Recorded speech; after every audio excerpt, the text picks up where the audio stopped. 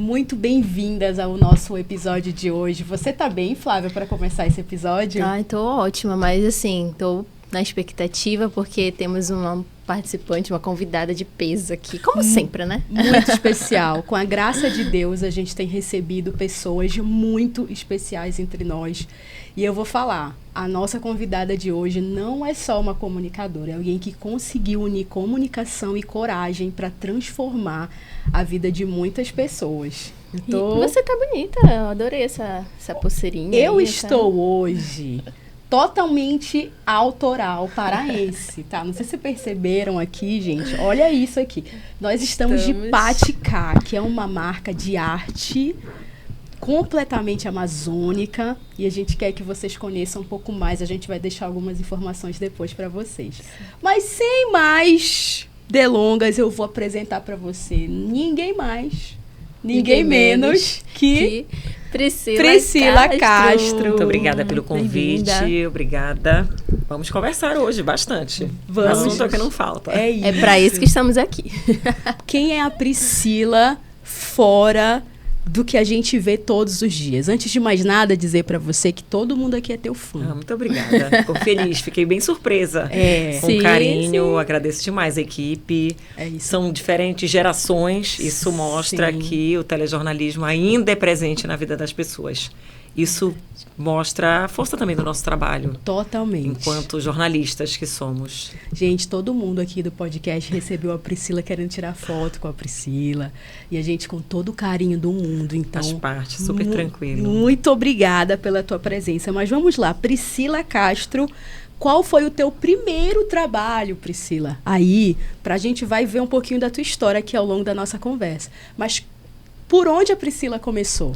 A Priscila começou a trabalhar aos 14 anos. Uau! Como vendedora de loja no shopping.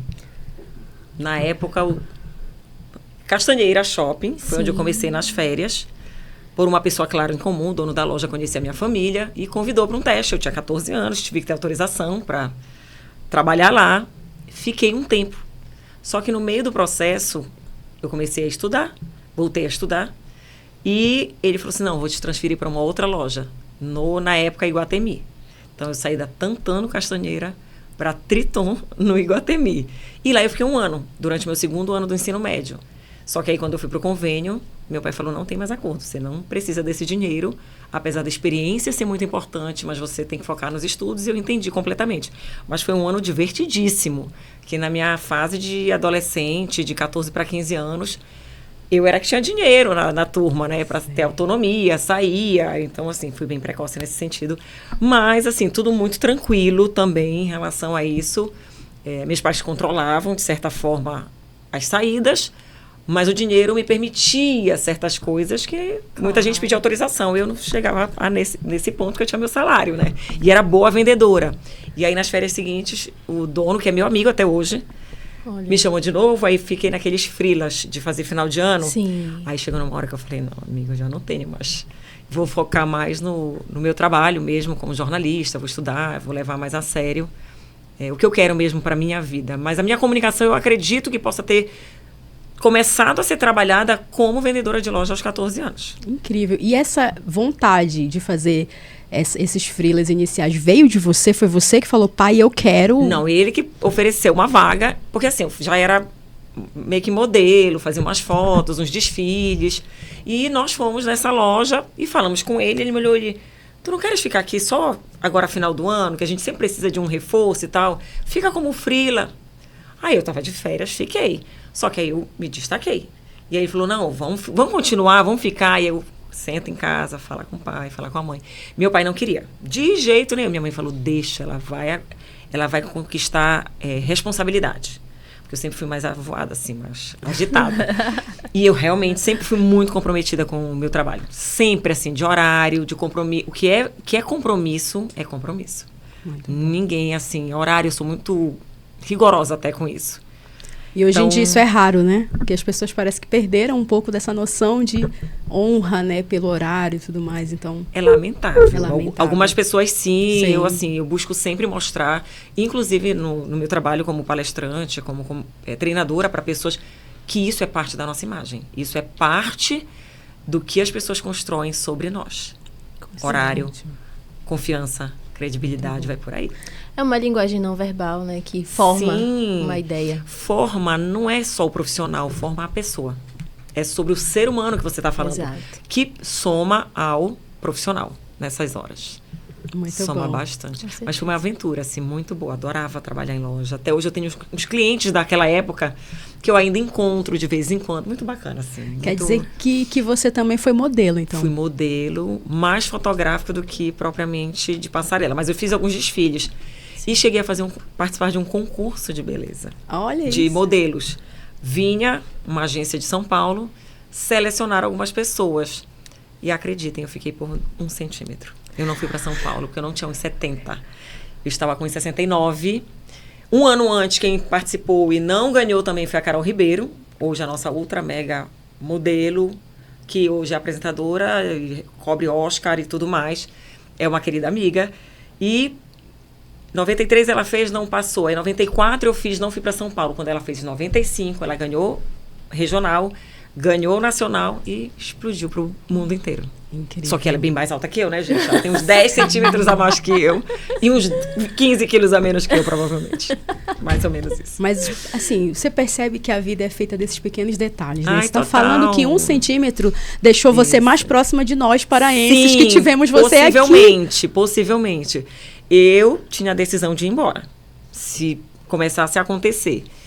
Minha mãe era completamente contra, porque achava que isso não era uma vida segura. Sim.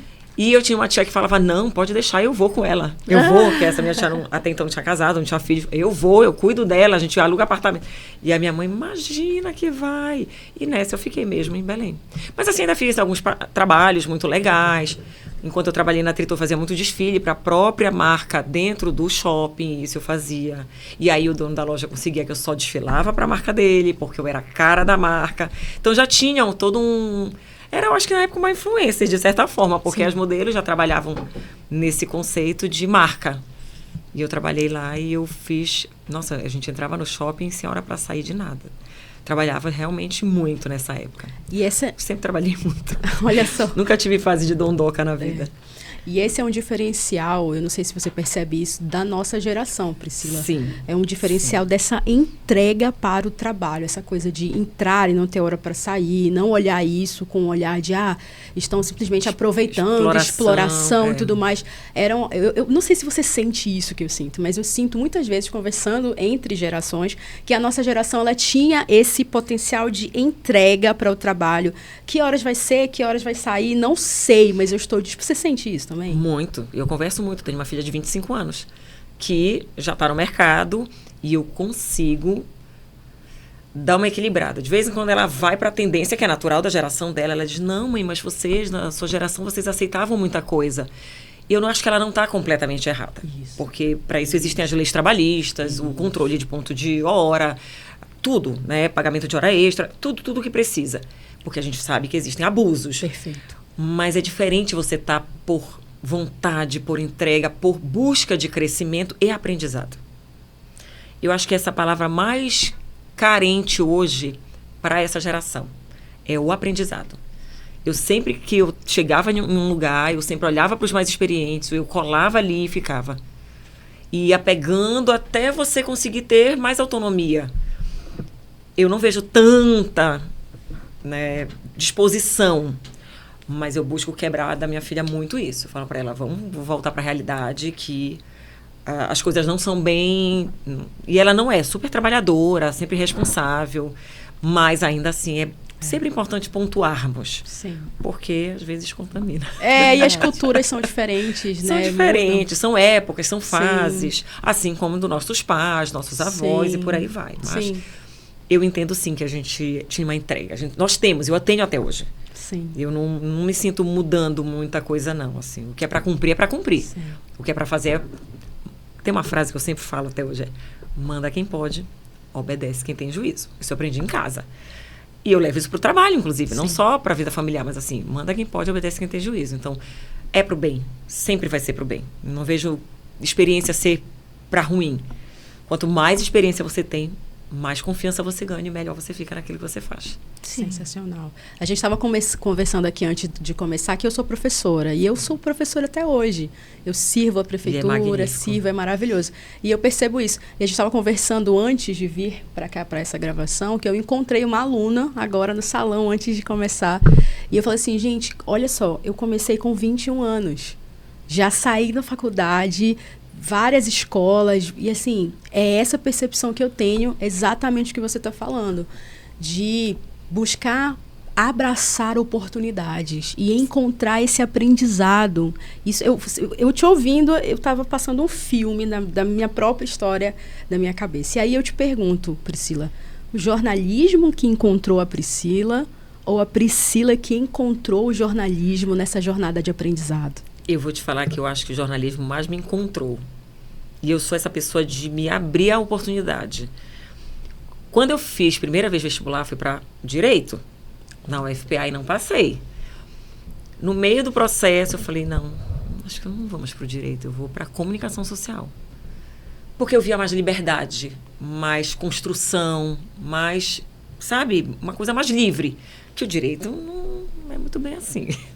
E aí eu fui para comunicação, para minha família acho que foi um susto até, mas eu fiz e entrei em comunicação. Na época a UFPA era comunicação, você passava 1 ano e meio, depois você escolhia publicidade ou jornalismo. Hoje já entra separado.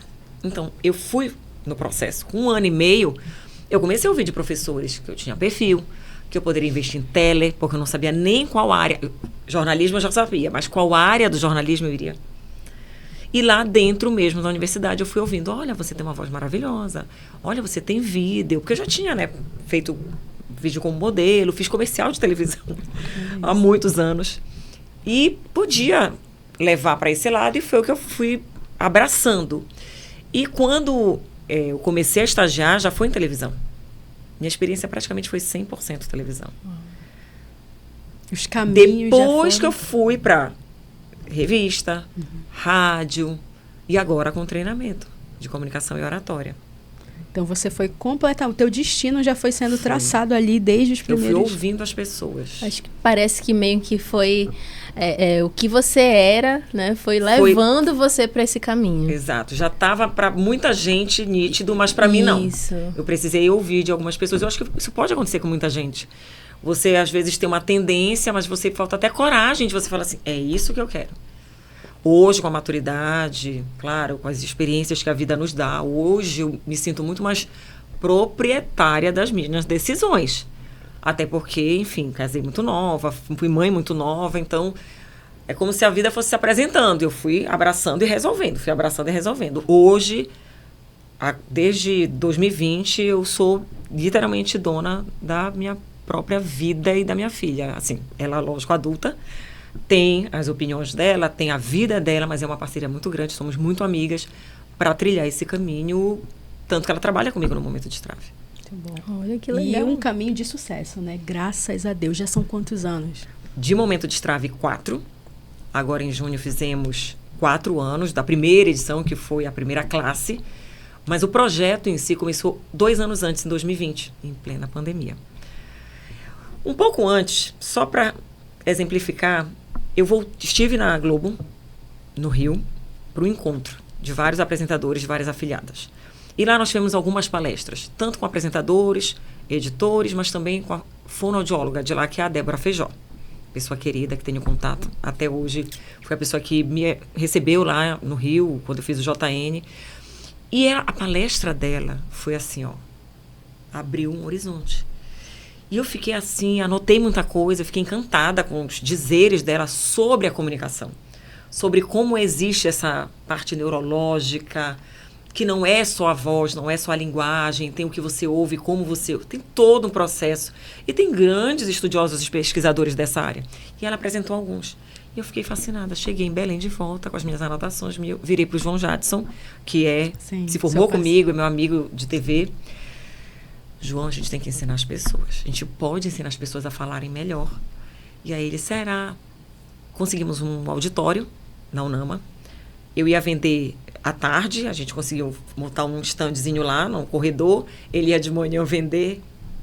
Umas 20 pessoas apareceram. Só que o auditório era gigante. Talvez a gente pegasse uma sala de aula, a gente não Sim. tivesse sentido tanto o impacto de um auditório. A gente se iludiu bastante. Então, foi uma manhã. Faz muito parte, sim. Foi uma manhã ali que a gente sentou, claro, antes, estudou o conteúdo, preparou o slide, fez toda uma... E apresentou ali, de uma coisa muito simples ainda, o que a gente pretendia. Não ganhamos dinheiro, obviamente. João saiu arrasado. E eu, não, João, é só o primeiro. Não, vamos acreditar. Eu sou super positiva. Sim, o João, ele sempre tem um pé no freio. Eu falo pra ele que ele não pode ser assim. E somos no mesmo dia de junho, 21. Nascemos no mesmo dia, mas completamente diferente. Experiências diferentes E da aí, vida. quando passou esse período, ele disse, eu não sei. E eu fiquei com aquilo ainda. Aí uma empresa me chamou para fazer uns treinamentos. Mas aí ele falou, só quero você. Falei, olha, sou eu e o João. Não, mas só queremos você. Aí eu falei com o João, ele falou, não, tudo bem, pode continuar, porque eu não... E eu levei adiante, fiz 6 turmas com essa empresa, mas paralelo a isso eu comecei a perceber que eu tinha uma marca nas mãos, que eu poderia ter a minha empresa para continuar trabalhando com isso e crescer mais. E não ficar limitada ao que essa empresa me chamava para fazer, porque a gestão era toda dela, eu só chegava para ministrar, como se fosse uma palestrante. E foi assim durante a pandemia, foram 6 turmas, paralelo a isso eu já montei, aí em 2022 veio a primeira turma, a primeira classe do Momento Destrave. E assim, de lá não parou mais. A primeira classe já foi lotada, foi um evento muito interessante. A gente já quer até participar, né? Com certeza, já estou aqui, precisamos. Depois a gente vai falar todo mundo essas precisa, datas sabia? aí, todo mundo. Eu preciso também melhorar em muita coisa. Sim. As pessoas acham que eu tô, não tem isso, não. Sim. Nós precisamos sempre do aperfeiçoamento. Sempre vai ser um momento de você olhar, nossa, da forma que eu falei não foi legal, ou o gesto que eu fiz não foi bacana, ou a resposta que eu dou não foi aquilo que eu queria dizer, e por aí vai. Mas aí veio o Momento Destrave e desde então nós estamos com essa construção de palestras, treinamentos, mentorias. Fazemos treinamentos exclusivos dentro de empresas e as demandas só vêm aumentando, ainda bem. Tenho viajado muito para o interior com as palestras, temos levado também o treinamento, porque o treinamento são 8 horas. Com estúdio itinerante, de vídeo, de foto, teleprompter, vai toda uma estrutura comigo. E a palestra não. Palestra eu praticamente vou sozinha, desbravando esse estado todo. E uma nova experiência, né? Você já tem, assim, a sua experiência de telejornal. Sim. Mas eu imagino que sejam desafios novos. Novos. Principalmente a logística.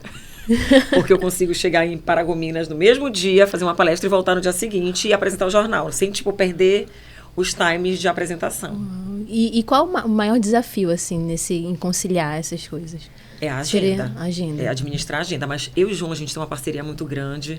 Os colegas, de modo geral, a gente consegue se ajudar e se arrumar nas escalas.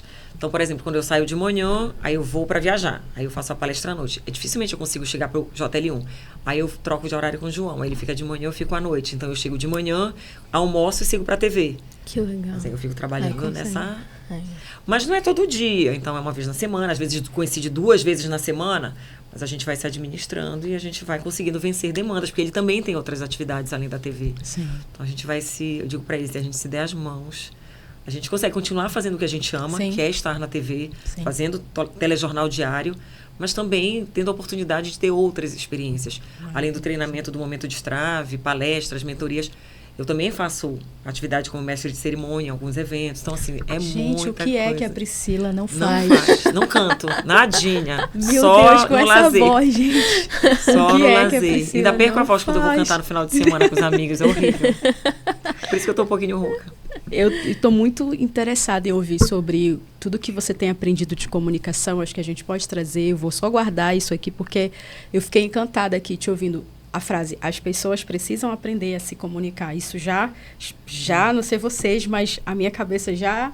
Muita coisa aqui. Vou só dar um passo antes para entender, porque eu acho que o jornalismo é o lugar que te conectou com a maioria das pessoas que vão Sim. te assistir aqui, né? Elas te veem há muitos anos. Quantos anos você está? De casa, vou Sim. fazer 25 ano que vem. Uau. Completo 24 anos agora em agosto. Gente, mas ela não tem 25 anos. Como é que ela vai fazer 25? Só de TV liberal. Gente, a gente olha para ela. Eu entrei em 2002 na TV. E eu não entrei na faculdade logo, tá? Eu sou, 2 anos depois de atraso. Eu demorei 2 anos para passar na faculdade. Para você que tá aí com pressa, passei 2 anos. Viva o seu Mas eu processo. o primeiro foi para direito, não passei, tava no convênio. Tá. Depois eu ainda fiz 2 vezes cursinho.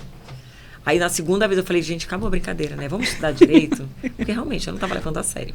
O dia que eu sentei, falei, não, parou, né? Não dá mais para brincar, e eu passei mesmo. E aí, entrei nessa turma que é maravilhosa, são amigos, tenho amigos queridíssimos até hoje. Grupos mesmo da gente sair todo mês para almoçar, para jantar, para viajar, para fazer alguma coisa. Qual universidade? O FPA. O FPA, desculpa.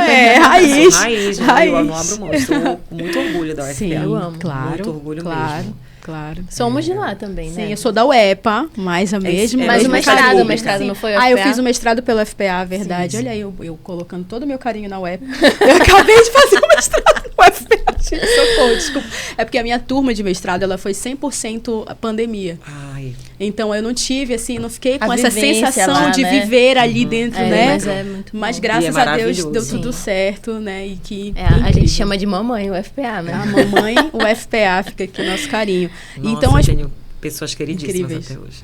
A gente fica imaginando a rotina de um jornalista que tem toda a tua vivência, do teu porte.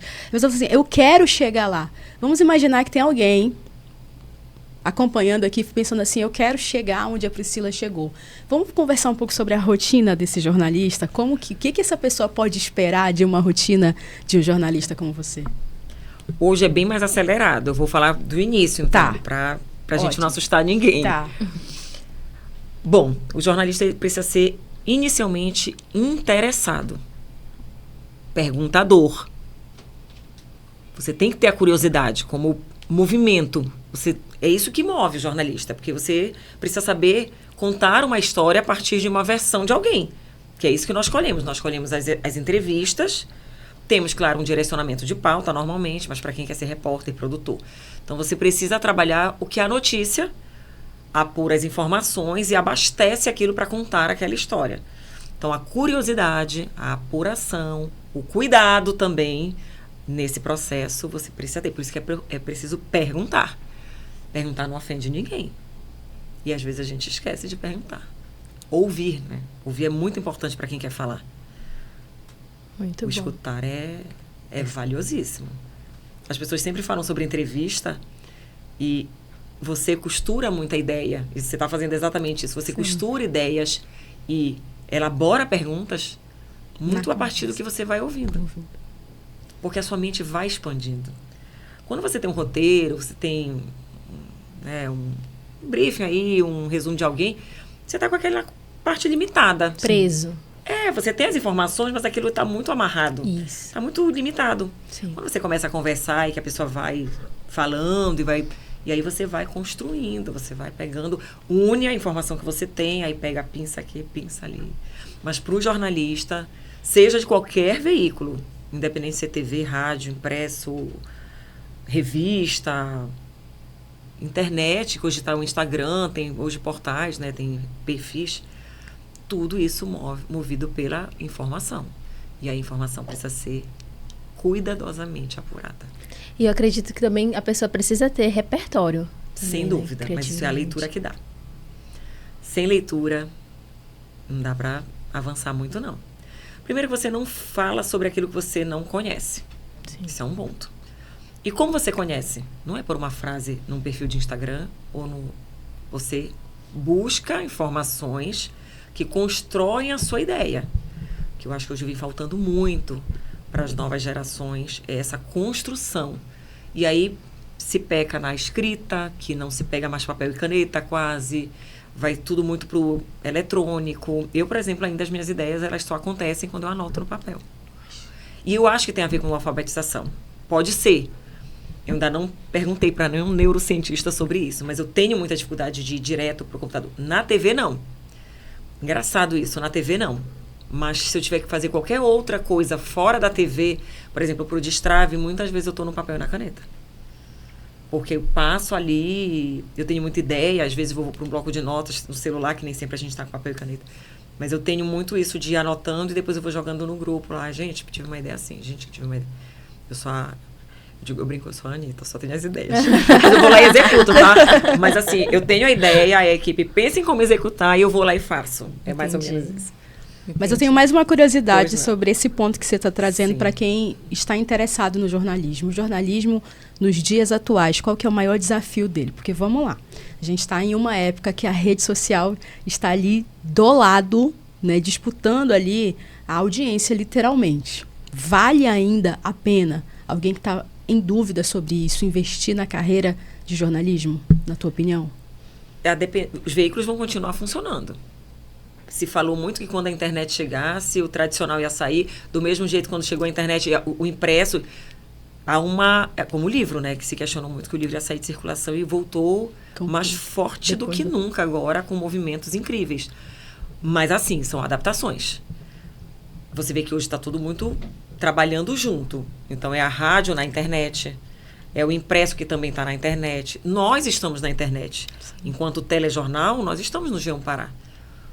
Todos os jornais, as matérias, as entrevistas vão lá para o G1, como para abrigar e para manter também a pessoa que quer acompanhar, independente do local, do horário, abastecida. E isso vai muito nesse movimento, que hoje você vê a televisão na hora que você quer, o programa do jeito que você quer, você está lá, você começa a colocar no programa que você quer. Você não precisa seguir a programação da TV aberta, você hoje tem a condição de fazer isso a hora que você quer. Então, isso é muito do modelo de vida que nós temos hoje. Mas, de falar se amanhã não tem, é muito difícil. Eu acho que as coisas estão se abraçando, estão criando vínculos. A gente tem muita coisa da internet, o G1 vem para dentro do telejornal, a gente está dentro, e aí todo mundo vai se conversando. Muito bom. As coisas vão se somando. Tudo é soma. Não vejo nada como divisão, não. Mas tu achas que quem vai começar agora tem um desafio diferente de quem começou na tua época? Na preocupação do que é notícia. E a forma como você noticia. Eu leio muita coisa, e aí tanto os veículos tradicionais que estão na internet, quanto os sites não é site, gente, é o perfil lá do Instagram de notícia. Tá. E a gente vai ler a manchete, é uma coisa. Você vai ler embaixo, não tem nada a ver. Foi para vender. Eu te confesso que me aborrece, porque não é isso que eu busco. Não é desse jeito que eu acredito que seja o correto você trabalhar. Tanto que eu vejo depois nos comentários, as pessoas falam, mas não é isso que você está dizendo aqui no texto, no corpo. E aí o descrédito vai para quem? Para o perfil. Não é, enfim, são modelos. Eu nunca trabalhei nessa área, sou ainda do tradicional TV. No máximo a gente está ali pela internet, mas assim, só o perfil de Instagram, eu nunca trabalhei ao fundo, nem para saber como é de fato que eles pensam, mas é sempre para chamar atenção, sempre para o algoritmo entregar mais tempo de tela. Eu já tive muitos aborrecimentos sobre isso, eu não sei tu, Flávia, mas de porque clicar em um tempo, perfil, né? clicar ali numa manchete. E não sei nada daquilo. Nada. A gente perde tempo, aborrece. E ainda sou professora de língua portuguesa, então me aborreço duplamente com a questão da construção. Se eu, como jornalista, Sim. eu fico horrorizada. Sim. Imagina uma professora de língua portuguesa. Sim, muito. E às vezes é algo tão sensacionalista ali que é só para induzir você. Quando você vai ver... Não, e às vezes não tem, por exemplo, informações básicas que eu já percebi. Você vê uma manchete na foto e aí não diz o lugar. Porque na hora que você vê o lugar que não é no seu estado, aquilo tira pra você. Sim, com certeza. Ou então você vai falar, como é que eu vou contar que eu vi que uma pessoa foi atacada por um cachorro? E vai falar, onde foi isso? Não sei, não dizia. Isso não é informação, gente. Não tem a informação, na verdade. Você está dando o que é um fato, um registro de celular, de câmera de segurança, ou um flagrante, e você não explica o que é aquilo, que é básico. A informação ela tem que ser minimamente completa. Isso. E quais são os pilares importantes para que essa informação seja completa? Tem algumas perguntas que precisam ser respondidas. O que, quando, onde e por quê. E quem, né? São as perguntas básicas para o jornalismo. Então, você sempre tem que ter isso respondido. Para minimamente você contar alguma história. Senão, não tem história. E acredito que te ouvindo, estou pensando aqui também na questão da ética. Também passa muito por isso. Porque você trazendo isso para mim, eu estou refletindo sobre como hoje tudo é, que você falou da venda. A preocupação maior é quantos likes, quantas curtidas, quantos comentários isso vai gerar. Quer dizer, a nossa conversa deixa de ser interessante por aquilo que ela é. Pelo conteúdo, pelas pessoas, mas sim, é importante a depender dos números? Penso que não. O que você pensa sobre isso? Essa leitura do algoritmo, do número, isso existe para alguns contratos, eu acho que anunciantes, isso é um termômetro, mas eu não vejo como definitivo. Porque depende, e hoje os próprios influenciadores falam sobre isso, não é a quantidade. Se entendeu que não é quantidade, é a qualidade. Então, se tem 3 milhões, mas quanto se engaja nisso? O próprio Instagram vem caindo com perfis falsos, que eram aquelas pessoas que compravam. Então, as coisas vão mudando também. Tudo vai mudando. Eu fico muito impressionada com a rapidez. Eu tenho uma certa dificuldade em acompanhar todo esse ritmo. Meu Instagram, ele é super orgânico, eu que faço. Eu sempre até pergunto para a equipe, gente, eu vou fazer isso, será que isso é feio? Porque às vezes é velho e aí fica feio. Sabe aquelas coisas, aquelas dúvidas? E olha que eu não tenho nada assim muito exorbitante. Mas são coisas que mas eu percebi, por exemplo, que bastidor, as pessoas têm muita curiosidade. Muita, assim. E aí, de vez em quando, eu solto uma pílula dica da Pri. Eu soltei ontem uma sobre a roupa que fica caindo no ombro. Sim. Ou qualquer roupa que abra, né? Você coloca a fita dupla face e aquilo resolve. Pronto. Aí eu tive que colocar aqui no ombro, porque a blusa tava mais soltinha, para não cair, eu coloquei. Aí todo mundo fica, ai, faz mais, faz. E aí, de vez em quando, eu vou lá e, quando dá tempo, a gente vai e divide uma curiosidade, alguma coisa do tipo. Mas, assim, eu sou muito tranquila em relação a isso. Eu não vejo essa corrida pelo like como algo saudável até. Porque muitas pessoas deixam de ser quem são, embarcam numa cilada porque quando você dispara, você pode achar que vai acertar A e vai para Z. Nossa. É muito perigoso, inclusive. Muito. A gente nunca sabe para onde vai. Então, quanto menor o risco, melhor para você. Eu penso assim, eu sou mais conservadora nesse sentido, só nesse. Porque eu acho que a gente precisa ter uma proteção. Porque hoje está muito acelerado, está muito delicado mesmo. E a gente vê que nem sempre você consegue atrair o que de fato você quer para a sua rede social. Por exemplo, a parte de assédio é extremamente violenta. Eu tenho vários perfis que são bloqueados. Não dou nem a segunda chance. Conversa fiada, perguntas inadequadas ou palavras, bloqueio e denuncio. Às vezes não dá para denunciar, mas você bloqueia. Então aquela pessoa não vai mais ter acesso a você. Só se ela inventar um novo perfil falso. Aí ela vai ter. É não ter dó mesmo, porque aí você consegue filtrar e se proteger. Agora nós estamos falando de nós adultas. Sim. Nós adultos, né? Sim. Agora você imagina uma criança, um adolescente, seja menino ou menina, tá ali exposto, vulnerável. A vulnerabilidade disso é gigante. É terrível isso. Você já teve algum caso mais extremo sobre isso? Já, mas eu bloqueio sempre. Não, já aconteceu de pessoas irem na porta da TV. Mas assim, eu sempre comunico a direção. A gente fica com receio, obviamente, mas tem formas, né, de você se proteger. Eu nunca precisei chegar aí para uma delegacia, apesar de todas as orientações terem essa. Porque acabou. Na hora que houve uma intervenção, cessou. Não foi algo que continuou. Se continuasse, teve um caso que foi um episódio e um outro foram 2 episódios, a mesma pessoa, né? 2 anos, então 2 anos seguidos, ou seja, um intervalo de 1 ano. Então, assim, é muito raro, assim, muito... Tanto que eu nem me lembro, às vezes, dessas histórias. Mas a gente sabe que Sim. todo cuidado é pouco. Aí a direção é sempre comunicada, a portaria também fica atenta. Quando tem uma imagem, uma foto, se mostra, olha, essa pessoa aqui... Às vezes já me ligam, olha, ainda não desce, não passa por aqui, espera um pouco. Isso tudo é medida de proteção mesmo. Já precisei sair de dentro do carro, de dentro da garagem, porque eu não podia passar na guarita. E, assim, são coisas muito pontuais, gente, não é todo dia. Tá. Mas eu não tenho medo, confesso a vocês, eu não tenho medo. Não tenho medo, assim. Você falando assim, a Thay falando de, nossa, uma vida muito normal. São muitos anos, né, de trabalho. E você, eu não sei se... Tava aqui passando na minha cabeça, assim, às vezes que dentro de casa, né, a gente tá ali almoçando, a gente tá ali conversando, e aí ela tá lá na televisão, né? E isso acontece na casa de muitas e muitas pessoas. São milhares de pessoas vendo.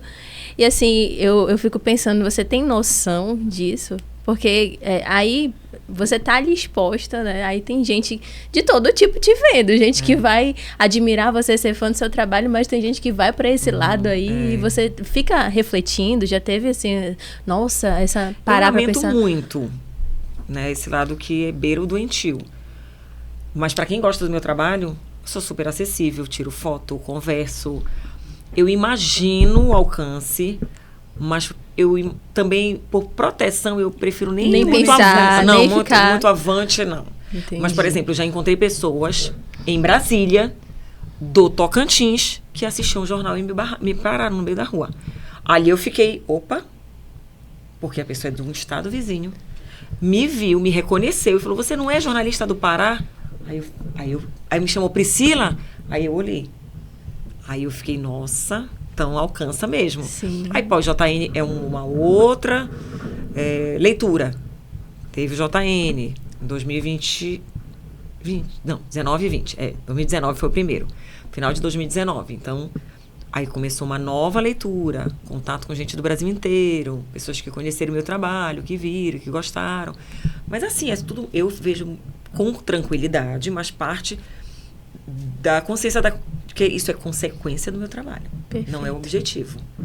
Isso é parte. Muito bom, muito bom. Antes de passar para a próxima conversa que eu quero ter sobre a comunicação, que eu estou ansiosa por isso, eu ainda acho que tem uma coisa que eu tenho guardada aqui para te perguntar, que é justamente, teve alguma história marcante, assim, que eu te perguntando agora viria à tua mente nesse tempo de jornalismo, alguma história, alguma reportagem que te marcou? Ai, gente, é sempre muito pesado.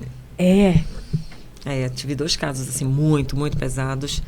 Tá em vários locais, porque sempre que tem retrospectiva, eu já fiz cobertura de muita coisa. Né? Desde o Real Classic, quando caiu o prédio, eu que estava no plantão. Então, eu fiquei ao vivo, direto, da hora do almoço, a tarde inteira, entrando até o JL2. Então, fiz o JL1. Quando eu terminei, ia sair para almoçar, veio a notícia, fiquei a tarde inteira entrando no plantão, na programação, e à noite, no JL2. Aquela imagem que circula no YouTube não é verdade, tá? Aquilo não vazou, que é desse dia. Olha isso. Vazou para o portal, mas não foi ao ar na TV Liberal. Teve esse caso, teve a morte de 2 crianças, eu só não vou me lembrar, na época chamavam Estrada da Amada, acho que eu já, para Padre Bruno Sec. A gente estava também na redação, chegou a notícia, fomos. Chegou lá, as crianças estavam lá, 2 irmãs, 2 meninas, e chovia. Nossa, eu e 2 repórteres também do Jornal Impresso. A gente só fazia assim, encostar num canto e chorar, gente. A gente não tinha o que fazer, viu? A família, a mãe, o pai. E eu entrevistei uma pessoa que disse que achou a bicicleta das crianças. O que aconteceu segunda-feira? Ele estava no crime. E aquilo me chocou. Eu tenho até hoje o rosto da pessoa, do homem. Ele estava sem camisa, de short azul, um cabelo meio liso. Gente, eu tenho ele pleno, assim, nítido. E aí, na segunda-feira, ele foi preso. E eu fiquei arrasada por ter dado voz. E ele contou, ele deu entrevista, falando tudo. Então, assim, aquilo me chocou muito, porque as meninas eram muito novinhas. E, assim, saíram de casa, acho que pra ir na casa da tia, ali perto, sabe? Uma coisa que era um caminho... E aí, elas foram levadas pra mata, foi. E foram vários homens, assim, uma coisa horrorosa. E teve o caso dos irmãos Novelino, que eu cobri todo. Também. Então, assim, são casos... Tem os casos pesados, mas também, assim...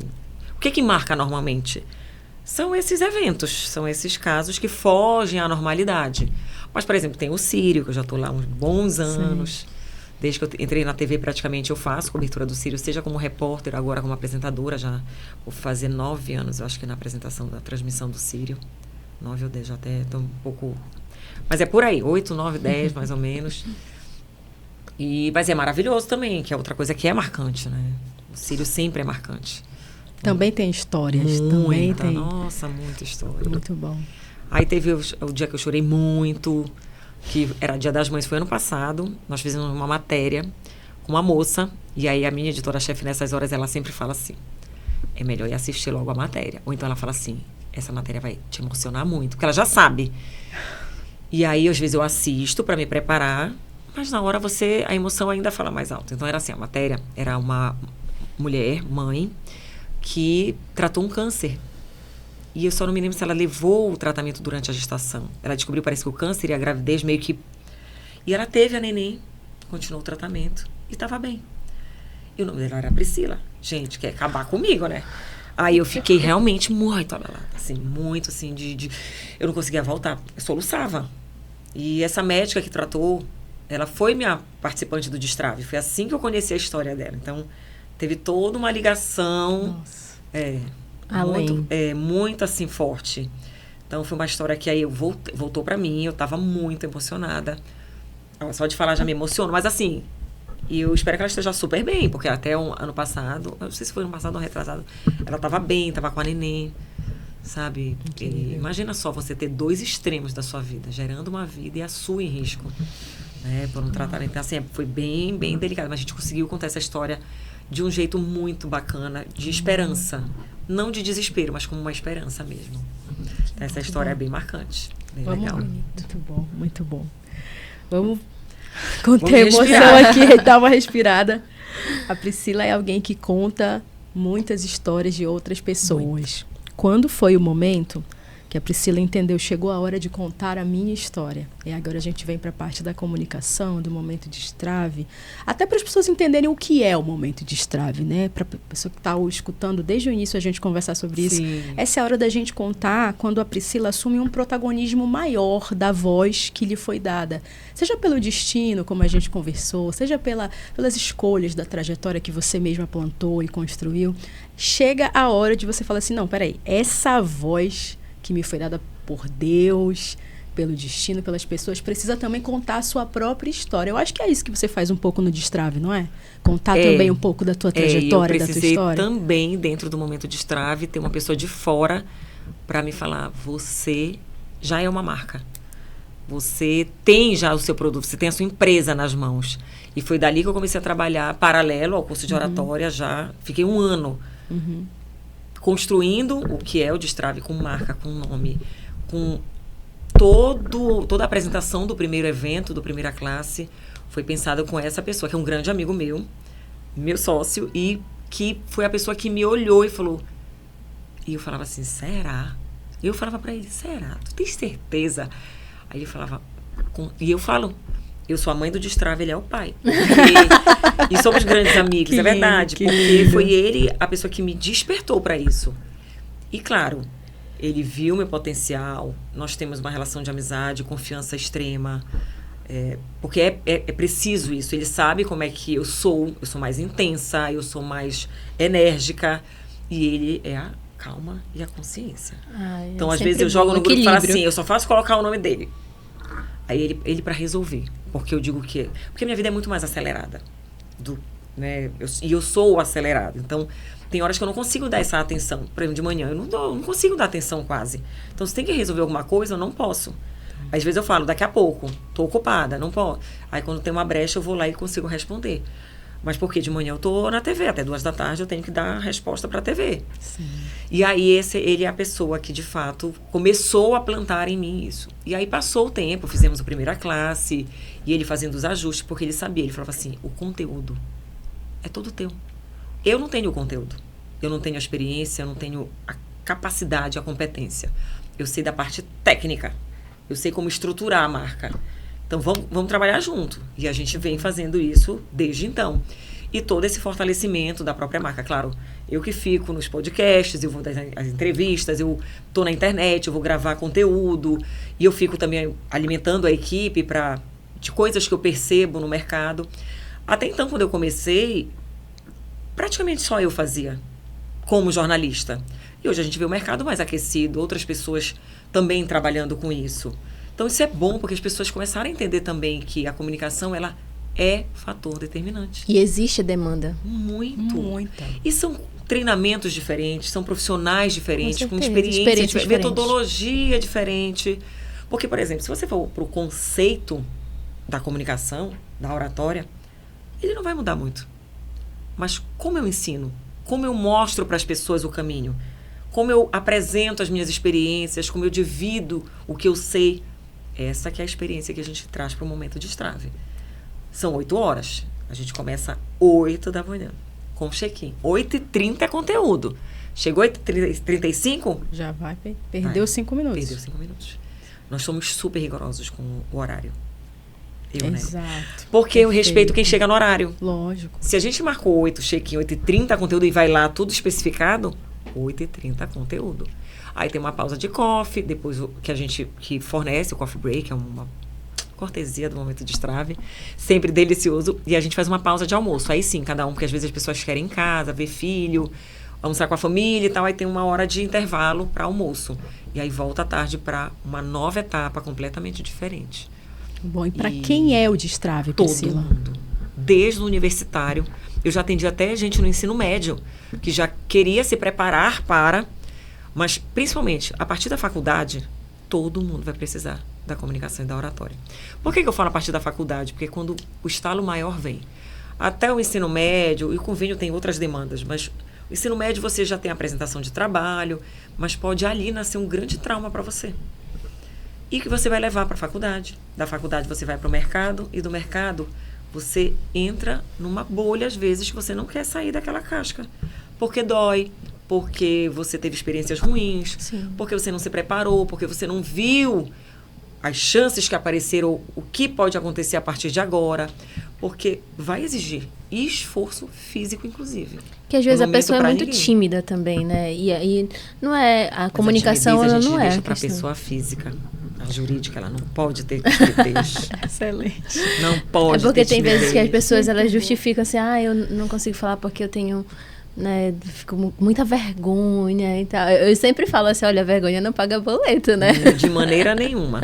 Vergonha não E paga as pessoas boleto. vão muito em busca dessa transformação. É uma coisa que pode ser trabalhada, que pode ser Totalmente. desenvolvida. São técnicas. São técnicas. Técnica você aprende. Mas como você está aprendendo?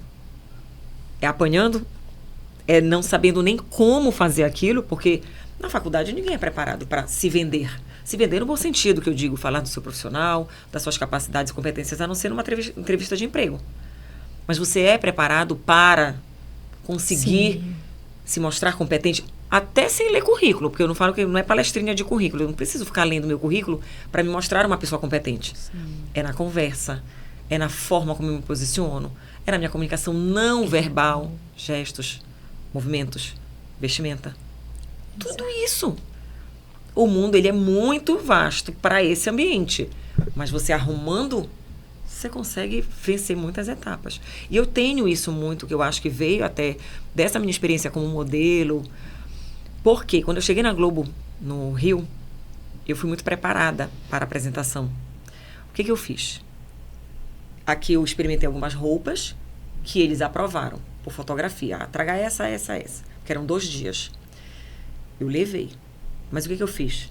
Eu levei uma calça preta, clássica, de alfaiataria, uma saia lápis, alfaiataria, e uma camisa branca, e eu acho que uma outra camisa de outra cor. Chegou lá, eu ainda usei uma roupa que um amigo meu, de uma marca de São Paulo, tinha mandado para o Rio, para eu escolher a cor que eu queria, que era uma saia de couro, que foi a que eu usei, na sexta. Simplesmente, chegou lá, aí você abre, né, o que você levou, e aí elas falaram, nossa. Aí eu levei cinta. Cinta que a gente fala é short, calça, que são aquela para não marcar. Sim. Peça, né? Peça íntima. Bermuda, calça, legging, porque tem calça legging. Lingerie toda neutra. Elas olharam, elas falaram, uau, você veio muito preparada. Porque elas contaram que teve uma apresentadora que elas pediram para ir no shopping, deram a marca e falaram, você vai comprar isso, dedo sutiã, tudo.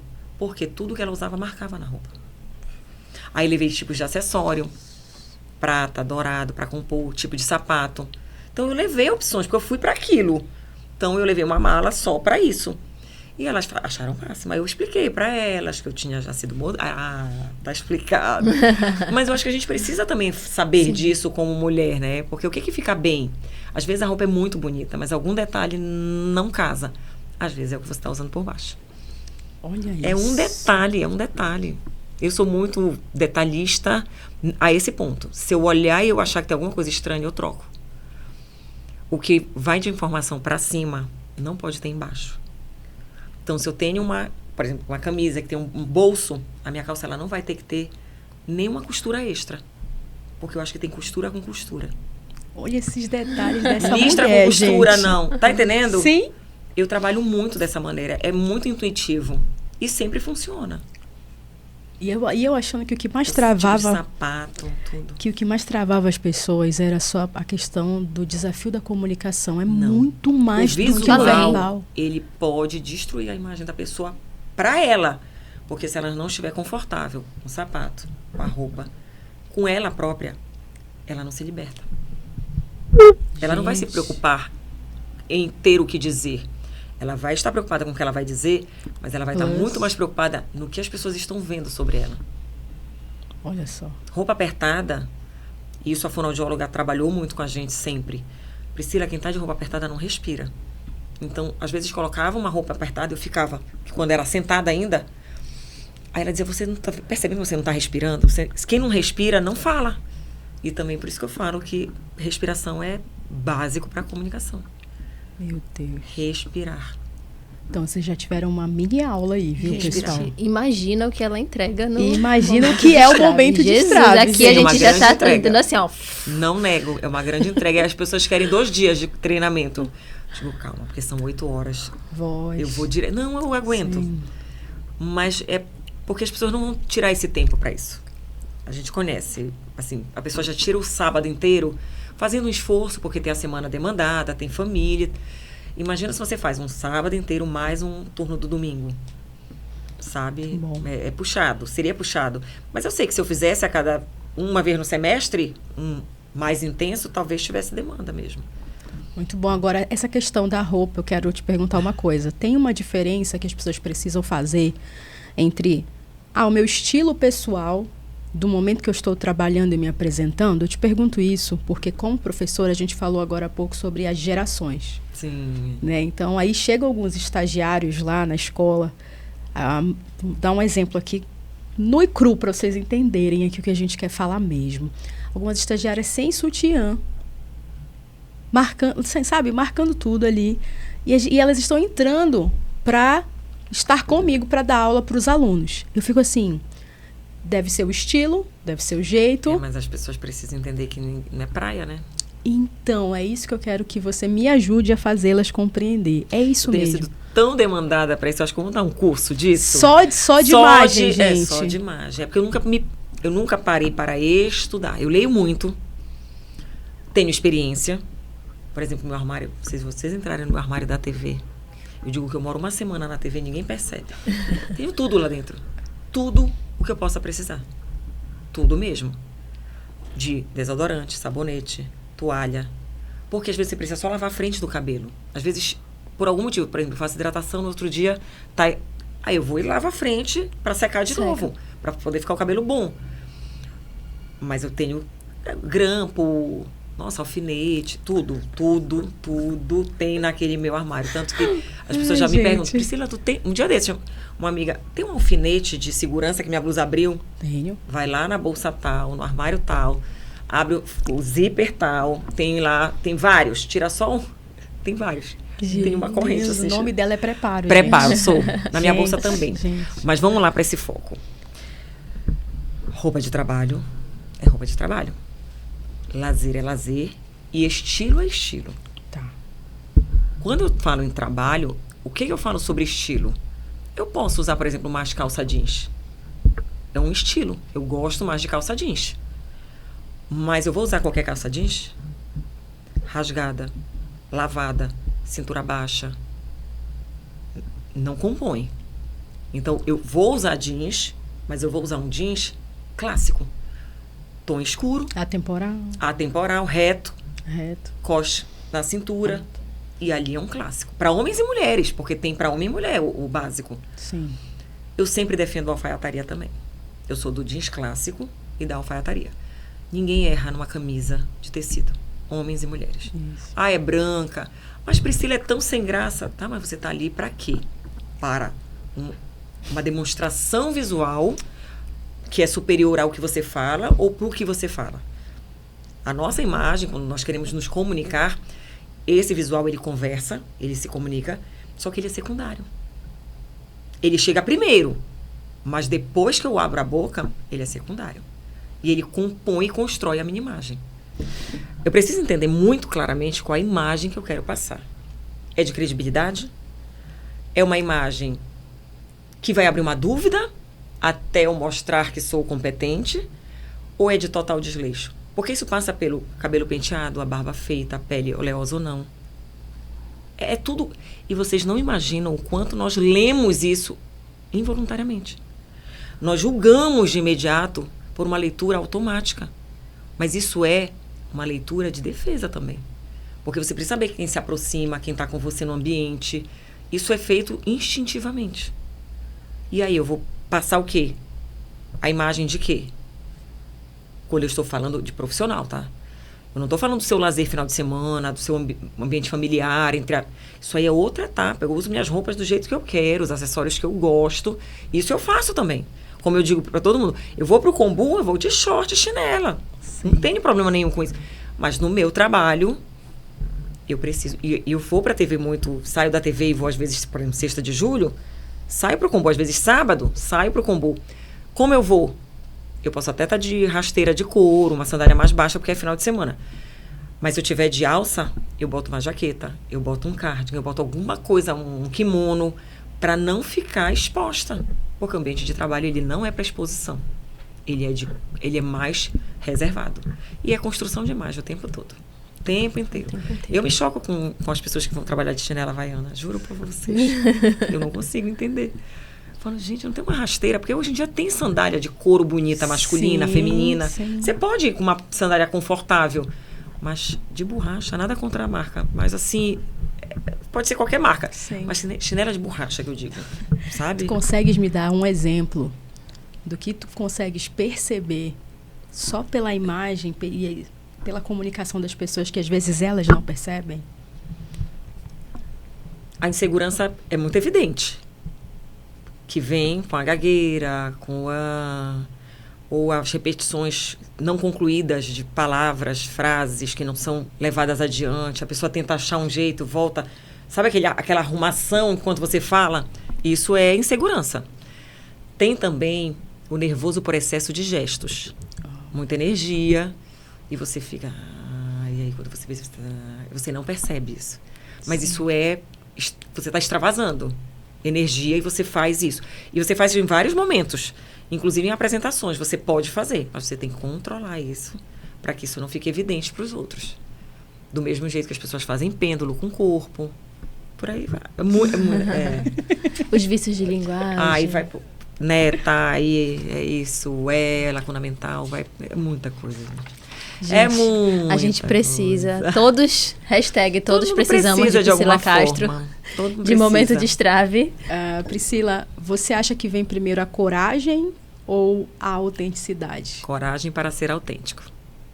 Porque sem esse desprendimento, vamos dizer, do julgamento do outro, você não avança. Você não se permite ser quem é. E nós buscamos, na identidade do momento de estrave, a autenticidade das pessoas. Não adianta cópia. Não adianta plágio. Isso não se sustenta. O que você vai conseguir levar adiante é o que você tem como essência. Aperfeiçoada, mas essência. Muito bom. Sensacional.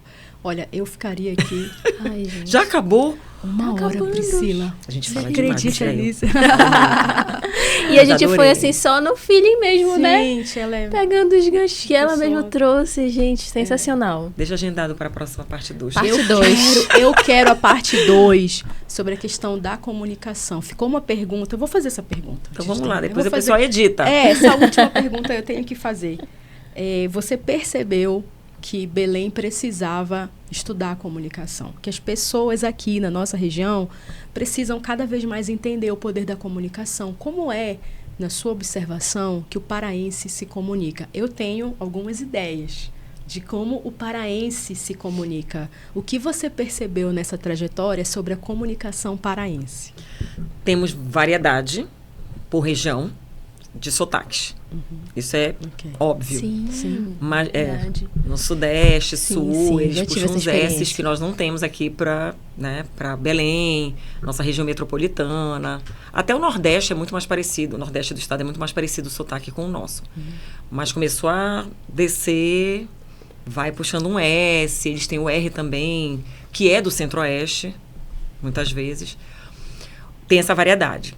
O que eu costumo chamar a atenção da nossa forma de falar é a aproximação da sílaba, que fica com a batida que soa quase não compreensível, que é o nosso sotaque.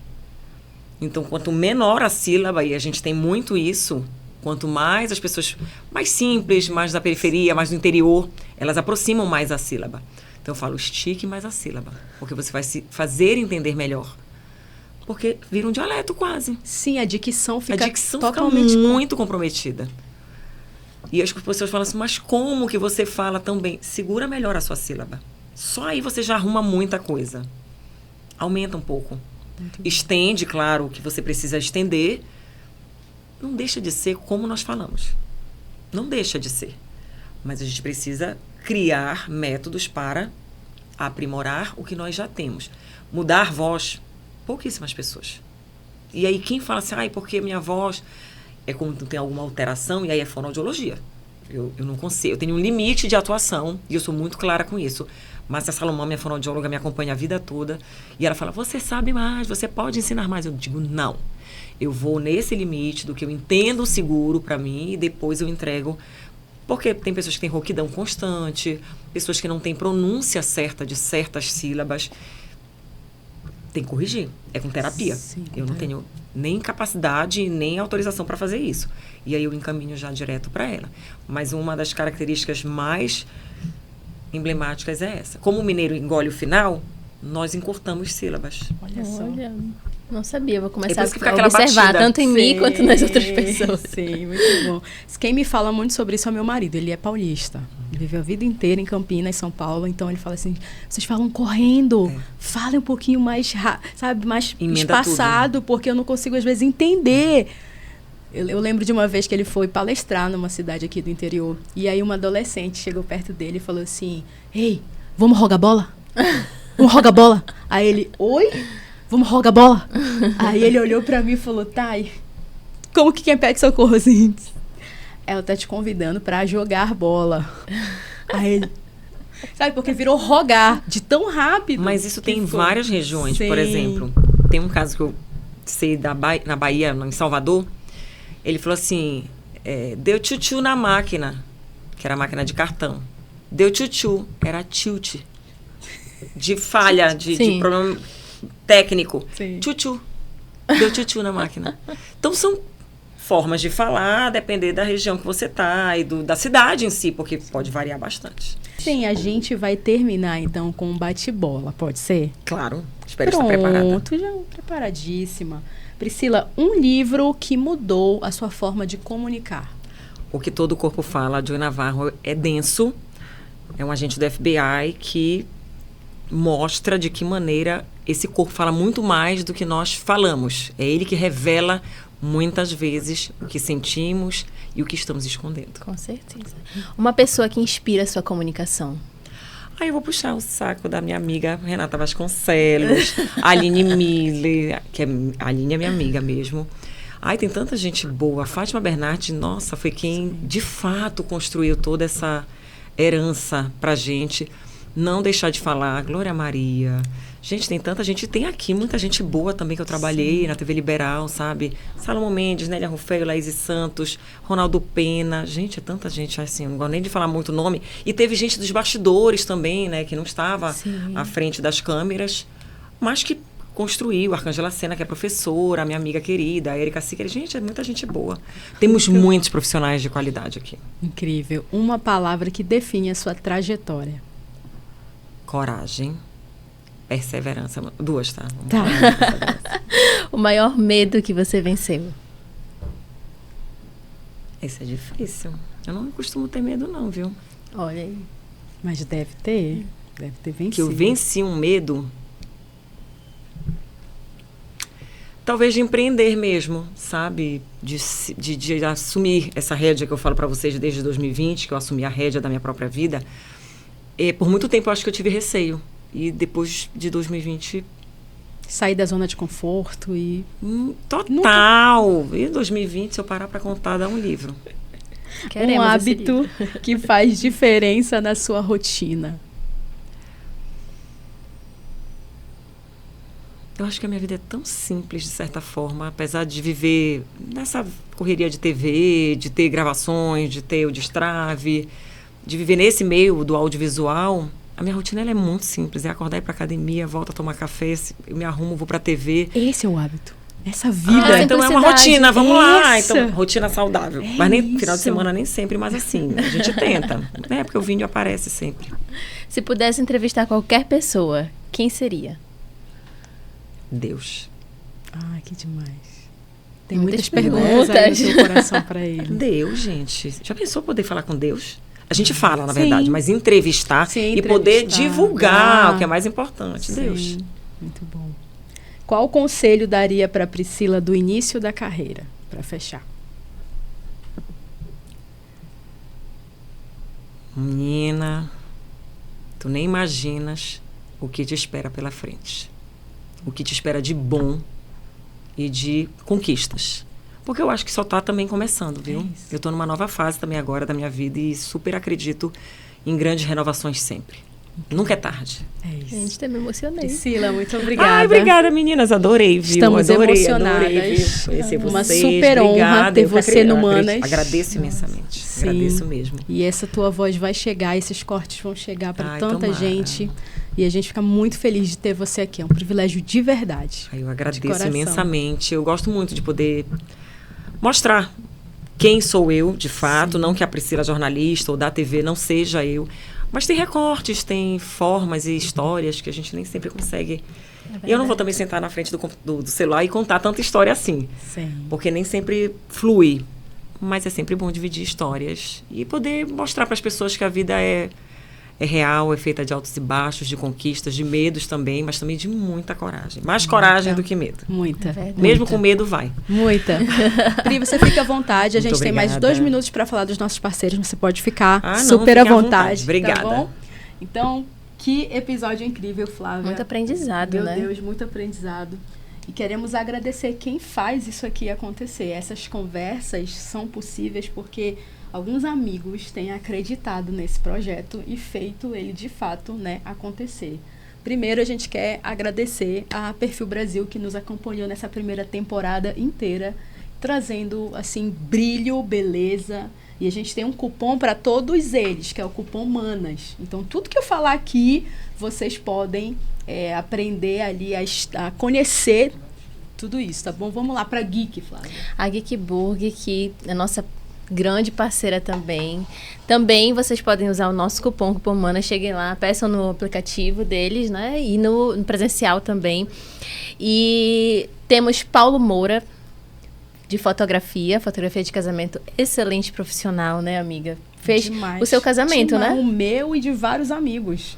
Ele é sensacional. sensacional. Paulo, sigam nas redes sociais, vocês não vão perder fotos incríveis. E eu quero mostrar para vocês aqui, pessoal, a saiteria, que é a cara, tem tudo a ver com o Tudo a nosso ver. Olha aqui, ó, podcast. combinando aqui com a nossa Paticar. roupa, combinando Todos com os nossos Manas. parceiros, eles são paraenses que têm um coração para empreender, para produzir algo para a sociedade muito bonito. Então a gente quer deixar esse convite, conheçam cada um deles. A gente vai deixar tudo organizadinho ali na nossa rede social, no Instagram. E você que ainda não provou a açaiteria Pavulagem, eu digo que o paraense ele tem um preconceito com esse açaí sorvete. Mas o Pavulagem veio mudar isto. Então conheçam a açaiteria Pavulagem.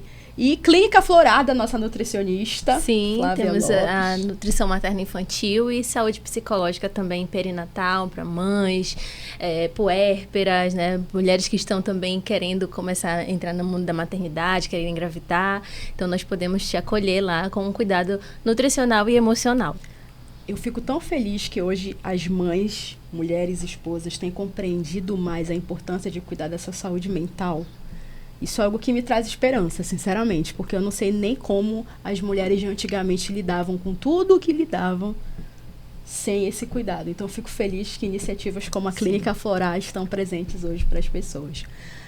Rafaela Confeitaria, os melhores doces da cidade. O kit da Rafaela já é assim a sensação da cidade. Então siga a Rafa, cupom MANAS, tá bom? E para finalizar, João Cláudio, Barbearia, que corta o cabelo do meu esposo, de muita gente. Ele tem toda essa pegada parisiense no salão, um salão belíssimo para você conhecer e frequentar com a sua família, com o seu filho. E a gente vai ficando por aqui, agradecendo você que nos acompanhou até o final desse episódio. Até a próxima. Tchau, tchau.